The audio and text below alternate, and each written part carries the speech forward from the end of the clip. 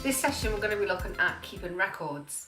I was going to write a record about keeping records, but that just felt a bit dull. So here we are, going to talk about the importance of keeping records and hopefully give you a couple of tips about what to do and what to avoid.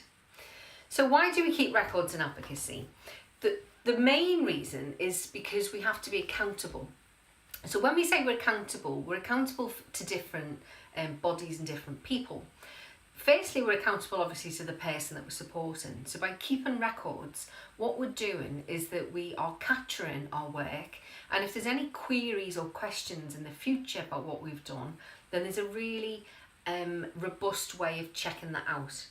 Now that's important to investigate complaints should the person want to make one, but it's also important in case the person ever wants to see their own records and wants to access.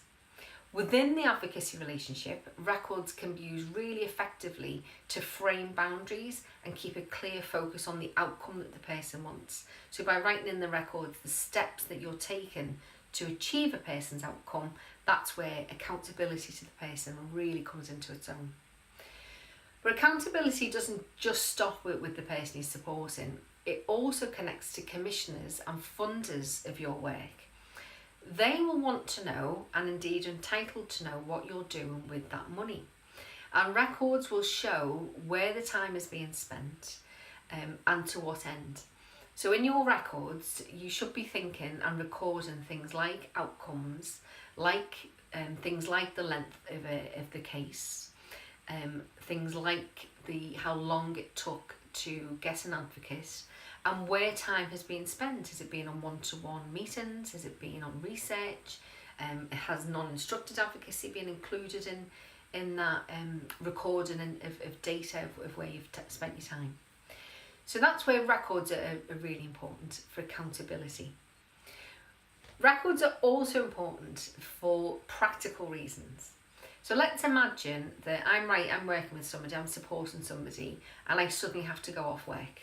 So I become ill myself, or I have to suddenly care for somebody. My colleague is going to take over the support that I'm offering and go and work with this person.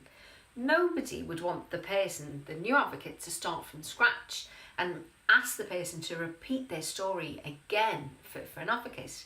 The advocate really wants to come to my records and get a feel of what we've done, what the goal is, and where we're up to in achieving that goal. So your records are not just about accountability, but also for very practical reasons to help provide the service. The third reason why we keep records is for accuracy and to really assist you in doing a good job. Now, with a lot of advocacy, particularly complex pieces of work, and I'm thinking here of non-instructed advocacy, where it's going to happen over a long period of time, say, or Care Act advocacy, you could be working for months with a person. Your records suddenly become really important simply to help you remember what was discussed and what happened in the early stages. So that's why you want your records as an aid memoir, if you will, when it comes to writing reports or submitting complaints. You need that accurate information.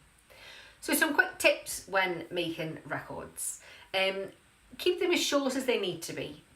Everybody's got different writing styles. Bullet points are fine, prose is fine, doesn't really matter, but keep it short as it needs to be.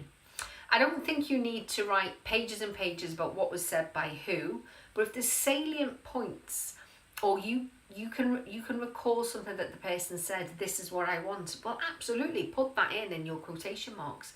This is what my partner wanted, because that just speaks volumes what a paragraph might say. Keep your dates accurate.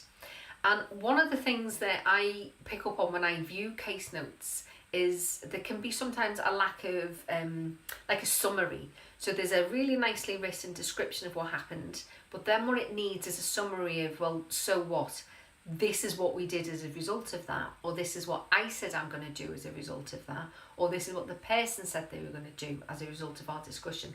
And that helps frame the next bit of the story rather than just capturing what was said. They need to capture what they've said, but also look to the future about what's going to happen next. Remember, records don't have to be electronic, but I would sincerely encourage you to get an electronic database. They're much more secure and will save time in the long run, especially when it comes to reporting on your data. You need an electronic database to do that. When it comes to the assessment of this unit, the simplest way to show your skills in record keeping is by showing your assessor some records that you've actually kept. They will come to you, they want to talk to you about what you have recorded and why, but that really is the simplest way.